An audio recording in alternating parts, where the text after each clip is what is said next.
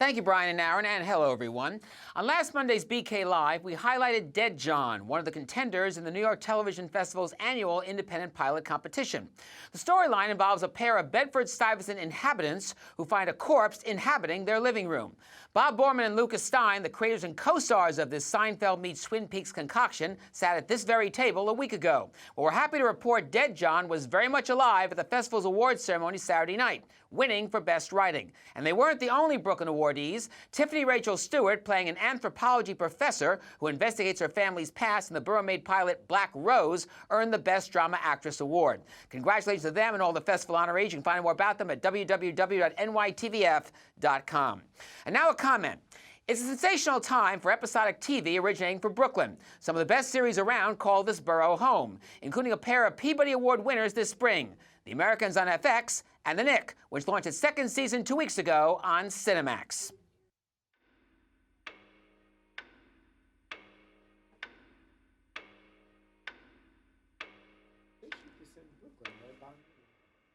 Oh, dear God.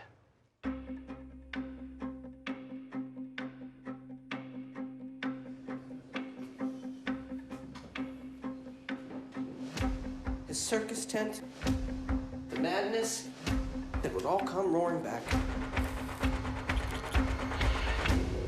How are you doing? I feel better than ever. You betrayed me. Now I'm getting what I want. Things have changed, but the show must go on.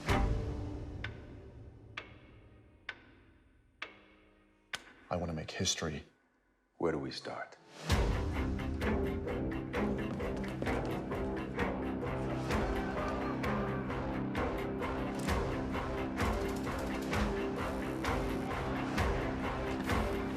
It's over. Not until I say.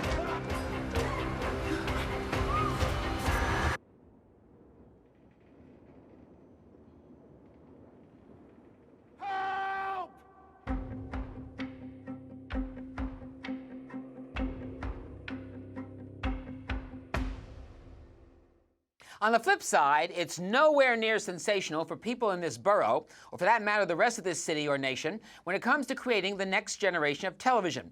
People who want to develop new television networks, content, technology, including applications for smart TVs or devices that make TVs smart, are hitting a roadblock.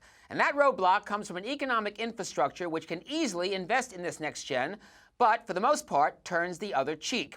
We're talking venture capitalists, angel investors, incubators, or accelerator organizations like Y Combinator and 500 Startups. They've been there for building up the internet, to be sure. They're building up smartphone and tablet apps and tech, but they're AWOL for building up television. What they do have in stock, with rare exception, is excuses for not being involved, excuses we will not dignify on this program. Bottom line, this is a local and national disgrace long overdue for transforming. It's time that VCs and angels and incubators stop acting like TV doesn't exist and start giving this next TV generation the investment, the coaching, the mentoring to benefit all of us. It's also time for someone or some organization of authority in this city, Mayor Bill de Blasio, the Seas Economic Development Corporation, Partnership NYC, Startup New York Venture Capital Association, etc., to provoke actions which open up TV investment. Now, here's my recommendation.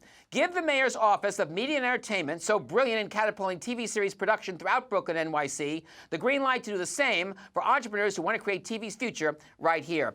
And Brian and Aaron, in case you don't know, over 45 television series were done here in New York and in Brooklyn last season. It'll be over 50 with shows like Blind Spot on NBC and Limitless on CBS. And it's very natural. And by the way, the mayor's office is already working on trying to get more studio space for these shows and others in Brooklyn, in the Bronx, and so forth under the new acting commissioner, Luis Castro. Wow. So it should be natural that they should be involved in hitting the doors of VCs and angels and incubators and say, hey, look, get involved with television. It is a growing medium. It's a medium you should be involved with. You do great with the web. You do great with smartphones. You're great with tablets. Why can't you do the same for television? I thought it was all in Canada, so we got almost 50 series here. God bless you, Brooklyn. Probably way over 50 New York. because of what's been happening lately with Blind Spot. Yeah. Well, you know, another thing that you probably can speak to this as well is the amount of webisodes that are also being filmed here that can maybe potentially become sort of TV series. Because I was looking out of my window just the other day, and they were shooting High Maintenance. Yeah, which is going on HBO next year. It started as a Vimeo series, and now it's going to a full-fledged half-hour series on HBO. Yeah. And also, you mentioned Brooklyn Borough President Eric Adams at the top of the show. He should also be involved with his office, especially if the mayor's office is going to go ahead and try to get more studio space in the Bronx and the boroughs. He should be out there also with the VCs in terms of trying. He and his staff should be out there also to try to get new funding for startups. So there's still money to be made in TV, even though everybody's crying because people are cutting the cords and not watching commercials anymore either. Absolutely. We are in an era of extraordinary scripted television. More and more people are getting it, but also more importantly, we now have this smart TV revolution. And in fact, today, Apple TV 2.0, which we've talked about before in this program, goes on sale with online orders. The first shipping of the boxes happens the end of this week. And you mentioned Airbnb in the earlier segment. Yeah. They are going to be one of the initial applications that will be happening. So if Tim Cook is right, the head of Apple, by saying the future of TV is apps, that means all those app developers who are already doing stuff for smartphone tablets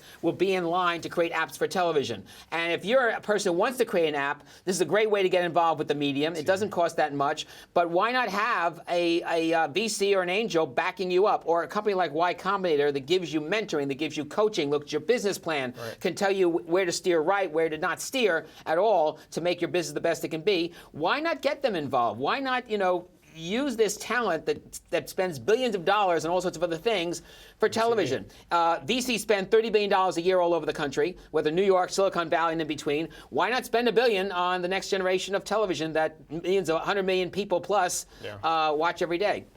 What's the opportunity cost of this? What if New York, the borough president, the governor, the mayor don't get behind this? Is all that money going to go to another city? It may either go to another city or it may go to crowdfunding. And we're starting to see more and more entrepreneurs use crowdfunding to fund their pilots, to fund technology ventures. We mentioned Wave, the TouchNet project that raised $700,000 in Indiegogo, which is based here in Brooklyn, a few weeks ago. I think that with the emergence of equity crowdfunding, where you could raise $1 million or more, as opposed to several hundred thousand tops with a Kickstarter Indiegogo, I think that's going to encourage entrepreneurs more than VCs to go the crowdfunding route. So the VCs are going to lose out if they don't get involved. They're going to miss the boat. So while we have you here, the Apple TV, like the second iteration, is it worth buying? Should I blow up my old one and get a new one? It's all going to depend on how fast the developers of apps get involved. Airbnb is getting involved. Zillow is getting involved. Gilt Group is getting involved. With Amazon Fire, Orbitz is now getting involved. So what's going to happen is are these apps going to expand what you can do with television? Yeah. It's not just TV programs or networks. It's not just streaming games. It is doing interactive services. Choose your own adventure type of interactive storytelling. Maybe virtual reality or augmented reality, all sorts of stuff. And that's what's going to be important about Apple TV 2.0 is this going to spur on the next generation of what you can do and how you can watch and what you see on television? So it sounds like it's just going to turn my TV into a big iPad, because it's not going to improve my And that's what Wave does, by the way. It does turn your TV into a touchscreen, so you can take those smartphone tablet apps. We're finding that people do want it. Really? There are 4,000 people who did the Indiegogo campaign that bought the Wave and are enjoying it. TechCrunch thinks it's one of the best products that came on the market this year. Really? So there is an audience out there that is willing to lean forward, quote unquote, and use television in a very interactive way. I mean, are these just early adopters, or is the industry truly going to go this route? I think the industry is going to go this route, and we're already starting to see the reaction to Apple TV 2.0, even though today is the day you can start ordering it online. Yeah. You have Chromecast from Google with a new version 2.0. You have Amazon Fire now expanding what they can do. I mentioned Orbitz, other things in the works too. You have other development like Shield from NVIDIA, Intel with Compute Stick, and we'll see who else maybe gets into this market of taking that plug-in, that set-top box, that streaming stick. Roku is also working on a new format too as well. So we're seeing the dominoes start to fall in terms of other people getting behind them. I just have to ask, because I pay a lot for cable every month, but it seems as if the cable companies may have something to say about this with their lost revenue, but people won't necessarily go use these traditional platforms to get access to television and programming. Yeah, it's an incredible time right now for TV in terms of not just, as I said, scripted TV, but this whole idea of interactive storytelling. At New York City Television Week earlier this week, I met up with a company called Interlude. Yeah. Nancy Tellem, who is one of the former people behind Xbox Entertainment Studios, got disbanded last year, formerly with CBS, is in this, and it's what they call the Choose Your Own Adventure kind of storytelling. Remember the Choose Your Own Adventure books? Love them. Child, where like, if you want to see what happens to this character, go to page 58. And if you want this character to go this way, you go down the tunnel. They have been Choose a bit of doing everything. the same thing with video, where on your personal computer or on your smartphone or That's iPad, cool. you can at various points dictate where a video goes, and it's very seamless. They did a deal with MTV to promote Scream, their adaptation of the Wes Craven movie series, coming back for a second season next year. Well, they are looking to do that on the television set, where you would use the TV, your remote control, or smartphone, tablet in a downloaded way to control the video and direction of the basically, programming. the gamers grew up and became television producers because it's just like playing a video game. You can Change do your this, perspective, see the show through his get the magic eyes ring and- or not, or kill this Yeah. person or not, and now you can they've shot both. And you got to of them. make sure, Aaron, it works. I mean, for example, we just had yesterday Yahoo show for the first time a NFL game that was carried both live on personal computers and smartphones and on smart TV sets. Because Yahoo's available on many of the smart TV models and on things like Roku and Chromecast. About 15 million people saw the game live. Was it a touchdown? Buffalo could have won the game. Jacksonville pulled out from underneath them. By the way, great job by Kevin Harlan and Rich Gannon, who covered the game. The CBS crew. Kevin does all the Monday football games in Westwood One. And it was very interesting. I thought the program quality, as I saw it on my personal computer, my laptop HP, was good. But there were people who saw it either on computer smartphones who had buffering problems. But despite that, it was interesting that 15 million people saw the game. Yahoo did sell advertising on the games. They sort of bunched it up. They didn't do it the same way as you see on CBS or Fox. They sort of, for example, some timeouts, they had Harlan and Gannon keep talking. Others, they had like 2 or 3 minutes of ads. But I do think that may be the way to go. I can tell you this. The NFL is going to do more games in London to have the 9 o'clock start. And I think in the next contract, if Thursday Night Football, it is possible, because it's a year-to-year deal with CBS, that Thursday Night Football or something like it may be developed for a Yahoo, for a Netflix, for a Google, where you can see it on the computer or you can see it on the TV No, set. just take it off TV. I don't want Thursday Night Football. There's enough good shows to watch. They're taking More over football, Thursdays. please. And it's going to change the Nielsen ratings. It's like, 15 million people logged in on their phone, 20 million people were I get on the TV. nostalgic for the days when TV was just for babysitting your kids and putting you to bed at night. Incidentally, Brian and Aaron, show to know, Cecilia on Telemundo. The miniseries on Cecilia Cruz is on Monday through Friday at 8 o'clock. I've I'm seen telling the you, bus very, very ads, well. so. And I'll tell you, I think the woman who plays Cecilia as a star is a star in the making. Part of it was shot in New York. I think You some heard was it shot here in first. Brooklyn. I feel like he's making a prediction. But I think that show could be a breakthrough for not only Subtitles in English? No, it's in Spanish. It's totally in Spanish. Yeah. But the great thing about it is it has a lot of music. It's a musical biodrama. There's a lot of great music in it. The musical sequences are terrific.